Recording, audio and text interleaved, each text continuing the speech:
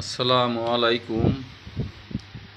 আজকে নির্বাহী আদেশ সেনাবাহিনীদের আরও 2 মাস বাড়ালো। তবে এমন উদ্যোগ নিয়েছিল আমার খালা শেখ হাসিনা সরকার। নিয়ে কি করেছিল?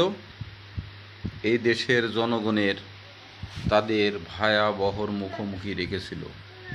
আজকে ডক্টর শফিকুলের কথা মতো আপনারা উঠা বসা করছেন। আজকে যতগুলো ব্যক্তি জামাতের আছে তারা আজকে এই জায়গায় অবস্থান করে তাদের কথা মতোই একটি ইলেকশন হচ্ছে।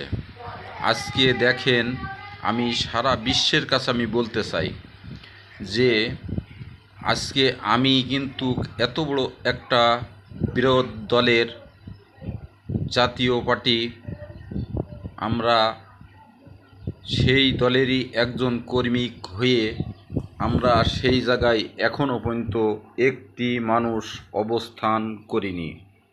আজকে দেখেন, আমি সারা বিশ্বের কাছেই এই কথাগুলো বলতে থাকব। আপনারা এতটুক দেখেন যে আমি ওই জায়গার ব্যক্তি কি ব্যক্তি নাই, সেইটে আপনারা বিবেক জ্ঞান ভিত্তি করে আপনারা বিচার সঠিকভাবে করবেন। আজকে কোনো একটা ব্যক্তি আমার ওয়াদাটা ভেঙে দিল না, তার কারণে আপনাদের মাঝে আমি যেতে পারলাম না।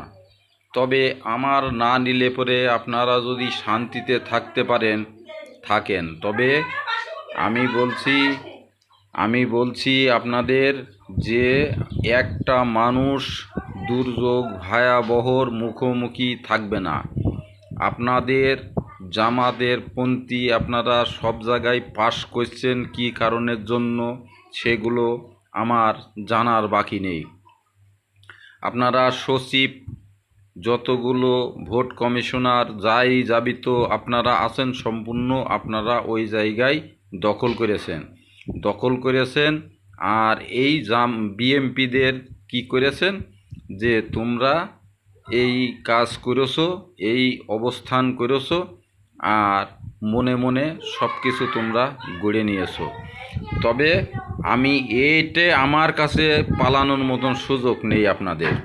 তার কারণ এই কথাটা আমি 2024 সাল 5 তারিখের পরপরই বলতাম যে আমি বিএমপির একজন ব্যক্তি, আমি স্বেচ্ছাসেবক দলের